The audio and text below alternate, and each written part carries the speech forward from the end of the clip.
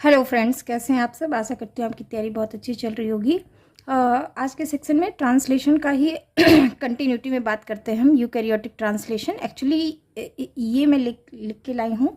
इसमें ये इतनी सारी बातें अगर आपने लिख लिया और या समझ लिया या जान लिया और अपने वर्ड्स में लिख लिया तो फिर आपको ट्रांसलेशन का कॉन्सेप्ट हमेशा के लिए एकदम तैयार हो जाएगा, कहीं से भी कुछ मिसिंग नहीं रहेगा। ठीक है।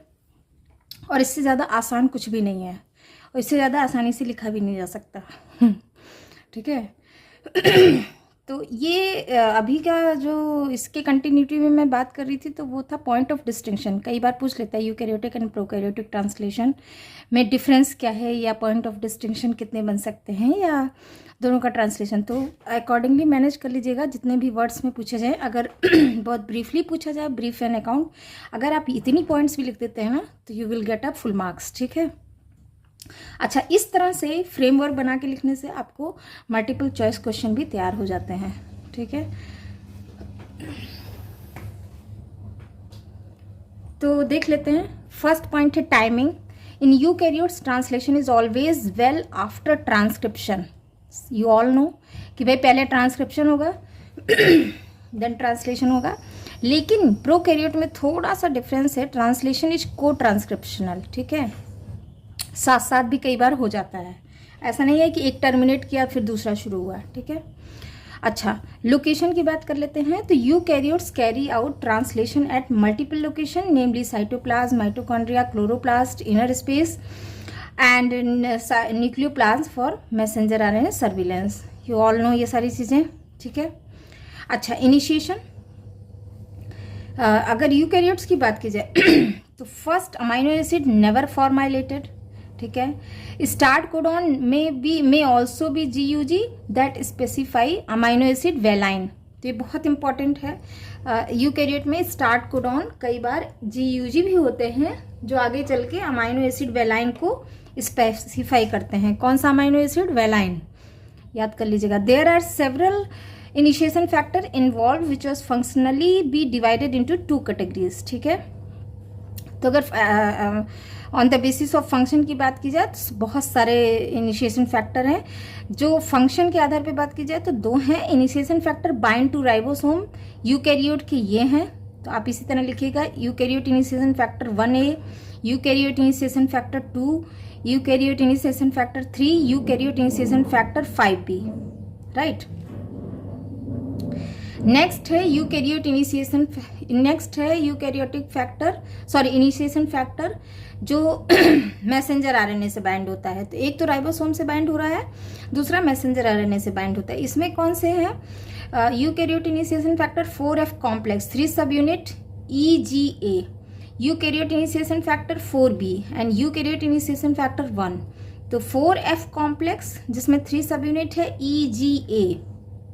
तो आप इसी तरह इसको याद कर लीजिएगा। नॉमेनक्लेचर अपने भी वर्ड्स में नाम लिख सकते हैं, लेकिन होता क्या है कि कोई भी नया प्रोटीन डिस्कवर होता है तो अकॉर्डिंगली इसको उस समय जो भी हो सकता है आने वाले टाइम में और ज़्यादा रिफाइन तरीके से हम जाने और इसमें और प्रोटीन्स या मॉलिक्यूल्स जुड़ जाएं। ठीक है। फिलहाल तो अभी यही है।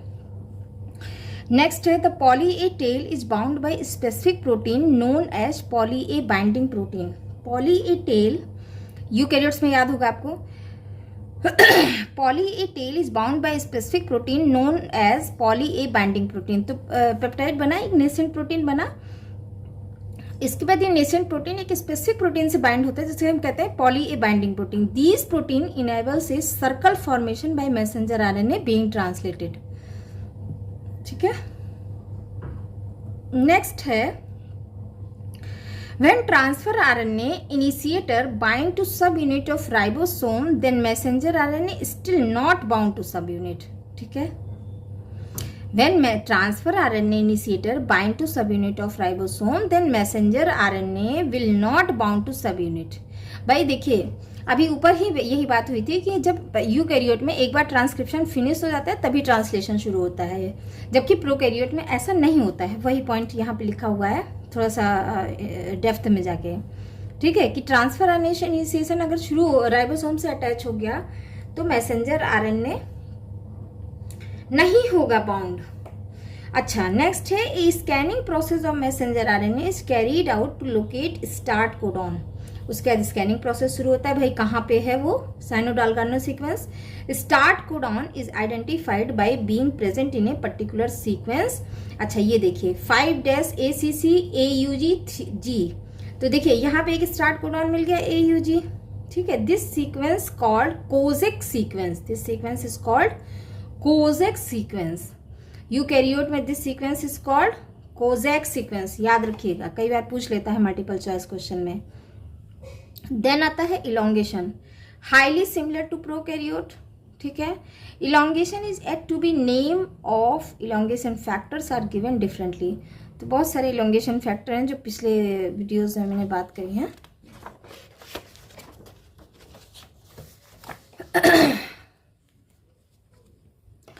देखिए प्रोकैरियोट में इलोंगेशन फैक्टर TU-TSG, अभी मैंने बात किया था ना पिछले वीडियो में।